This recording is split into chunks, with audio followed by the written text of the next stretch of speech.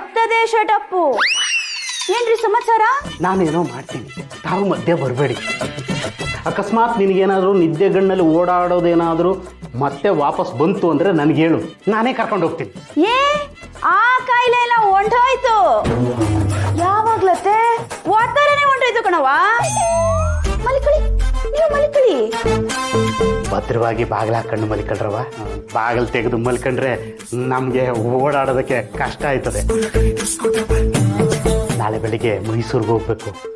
ಜಿಮ್ಗೆ ಅದೆಂಥದ್ದು letter ಬೇಕಂತೆ, ಅದು ಒಂದು ಸಿಕ್ಬಿಟ್ರೆ ಎಲ್ಲ ಕೆಲಸನೂ ಆದಂಗೆ.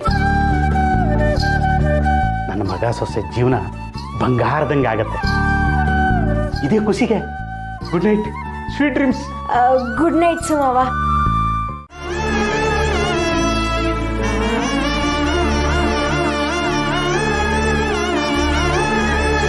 ಸಗಿನೆಲ್ಲ ಆದ್ಮೇಲೆ ಇನ್ನೇನ್ ಬೇಕೆ ತಿರ್ಕೋಕಿ ನಾಯಿ.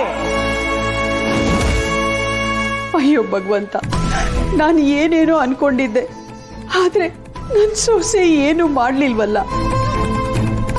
ರಾಣಿನೇ ಕೈ ಬಿಟ್ರೆ ನಮ್ಗಿನ್ಯಾರು ದಿಕ್ಕು, ನಮ್ಗಿನ್ಯಾರು ದಿಕ್ಕು? ದೊರೆ ಏನನ್ನ ಬೇಕಾ? ನೀನು ಆರಾಮಾಗಿ ಕೂತ್ಕೋ, ತುಂಬ ಕೆಲಸ ಮಾಡಬಾರ್ದು, ಮೈಕೈ ಎಲ್ಲ ನೋಯುತ್ತೆ, ಮತ್ತೆ ನಿದ್ದೆ ಬರಲ್ಲ, ಗೊತ್ತಾ? ಅಯ್ಯೋ ನನ್ನ ದೊರೆ, ನನ್ನ ಬಗ್ಗೆ ಯಾಕೆ ಅಷ್ಟೊಂದು ಚಿಂತೆ ಮಾಡ್ತೀರಾ? ನೀವು ಖುಷಿಯಾಗಿ ನೆಮ್ಮದಿಯಾಗಿದ್ರೆ ಸಾಕು, ನನಗಿನ್ನೇನು ಬೇಡ. ಏನಮ್ಮ ರಾಣಿ, ಏನು ಬೇಡ ಏನು ಬೇಡ ಅಂತ ಹೇಳ್ತೀಯಲ್ಲ. ನಾನು ಎಷ್ಟು ಸಲ ಹೇಳ್ದೆ ಸೈನ್ ಹಾಕ್ಬೇಡ ಸೈನ್ ಹಾಕ್ಬೇಡ ಅಂತ, ನೀ ನನ್ನ ಮಾತೇ ಕೇಳಲಿಲ್ಲ. ಆಸ್ತಿಗೋಸ್ಕರ ಅವರು ಏನೇನೆಲ್ಲ ಸಂಚು ಮಾಡಿದ್ದಾರೆ ಅಂತ ನಾನು ನಿಂಗೆ ಮುಂಚೆನೆ ಹೇಳ್ಬೇಕಿತ್ತು. ಹೇಳ್ದೆ ತಪ್ಪು ಮಾಡ್ಬಿಟ್ಟೆ. ಮನುನ ಮದ್ವೆ ಆಗೋ ಹುಡುಗಿಗೆ ಎಲ್ಲ ಆಸ್ತಿ ಬರ್ಬೇಕು ಅನ್ನೋದು ನಮ್ಮ ಯಜಮಾನ್ರು ಆಸೆ ಅಮ್ಮ. ಅದನ್ನ ತಿಳ್ಕೊಂಡು ಅವರು ನಿನ್ನ ಹತ್ರ ಸೈನ್ ಹಾಕಿಸ್ಕೊಂಡ್ಬಿಟ್ರು. ನಾವು ಎಲ್ಲ ಕಳ್ಕೊಂಬಿಟ್ವಿ, ಮುಳುಗೋದ್ವಿ. ಆಸ್ತಿ ಅಂತ ಕಾಡು ಭಕ್ಷಕರ ಮುಂದೆ ನಾವು ಏನು ಇಲ್ದೇದವ್ರ ತರ ಕೂತ್ಕೊಂಡಿದೀವಲ್ಲಮ್ಮ. ಇದೆಲ್ಲ ನಾನು ನಿಂಗೆ ಮುಂಚೆನೆ ಹೇಳ್ಬೇಕಿತ್ತು. ತಪ್ಪು ಮಾಡ್ಬಿಟ್ಟೆ. ಪರವಾಗಿಲ್ಲ ಅತ್ತೆ, ನೀವು ಸುಳ್ಳು ಹೇಳಕ್ಕೆ 100 ಕಾರಣ ಇರಕ್ಕಿಲ್ಲ, ಒಂದೇ ಕಾರಣ ಇರ್ತೈತೆ. ಅದು ನನ್ನ ದೊರೆ ಅಂತ ನಂಗೆ ಗೊತ್ತು. ಇವ್ರಿಗೇನಾದ್ರೂ ಹೆಚ್ಚು ಕಮ್ಮಿ ಆಯ್ತದೋ, ಅವ್ರಿಗೇನಾದ್ರೂ ತೊಂದರೆ ಆಯ್ತದೆ ಅಂತ ನೀವು ನನ್ನ ಹತ್ರ ಸುಳ್ಳು ಹೇಳಿರ್ತೀರ. ಆದ್ರೆ ಈ ವಿಷಯ ನನ್ನ ಅತ್ತಿಗೆ ನನ್ನ ತವ ಯಾವತ್ತೋ ಹೇಳಿದ್ಲು. ಏನಮ್ಮ ಹೇಳ್ತಿದ್ಯಾ? ಹ್ಞೂ ಅತ್ತೆ, ಹುಡುಗನ ಬಗ್ಗೆ ಇಷ್ಟೆಲ್ಲ ಸುಳ್ಳು ಹೇಳಿ ಮದುವೆ ಮಾಡಿಸ್ಕೊಟ್ಟವ್ರೆ ಅಂದರೆ ಮದುವೆ ಆಗೋವರೆಗೂ ಒಂದು ಸಣ್ಣ ಅನುಮಾನ ಬರದೇ ಇರೋ ಥರ ನೋಡ್ಕೊಂಡವ್ರೆ.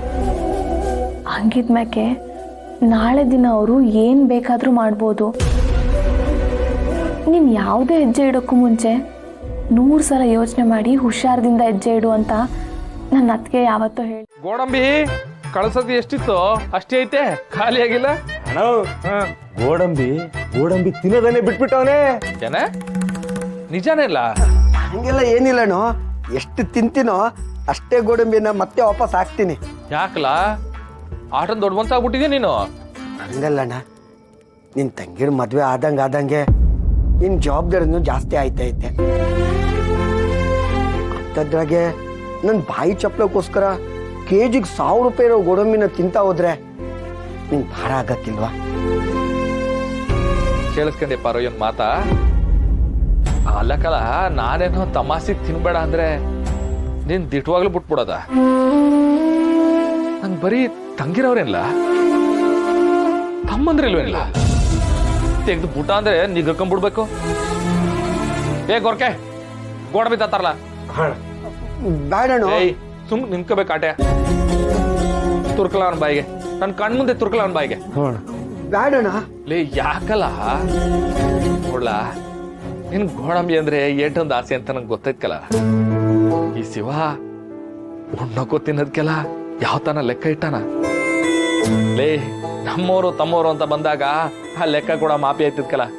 ತಿನ್ಲ ಕೊಡ್ಲ ಇಲ್ಲ ಆ ಮಾಡ ಹಾ ಮಾಡ್ಲಾ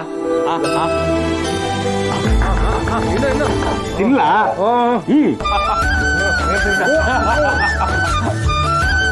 ಇದು ಇದು ನನ್ನ ತಮ್ಮಂದ್ರು ಅಂದ್ರೆ ನೋಡ್ದಪ್ಪಾರು ಹೆಂಗೆ ಅಂತವಾ. ಪಾರು ಪಾರು ಏನ್ ಯೋಚನೆ ಮಾಡ್ತಿದ್ದಿ ಪಾರು? ಏನಿಲ್ಲ ಮಾವ, ಹಾಗೆ ಸುಮ್ಮನೆ. ನೀನ್ ಸುಮ್ಕೆ ಯೋಚನೆ ಮಾಡ್ತಿರ್ಬೋದು, ಆದ್ರೆ ನಾನು ಏನು ಯೋಚನೆ ಮಾಡ್ತೀನಿ ಅಂತ ಗೊತ್ತಾಯ್ತಾ ನಿಂಗೆ? ಏನ್ ಮಾವ? ನಿಂಗೆ ಒಂದು ಕ್ಲಿನಿಕ್ ಇಟ್ಕೊಡುಮಾ ಅಂತ ಯೋಚನೆ ಮಾಡ್ತೀವಿ. ಆಗ್ಲಿ ಮಾವ, ಹಾಕ್ಬಿಡು. ಏನ ಹ್ಞೂ ಅಂದ್ಬಿಟ್ಟ?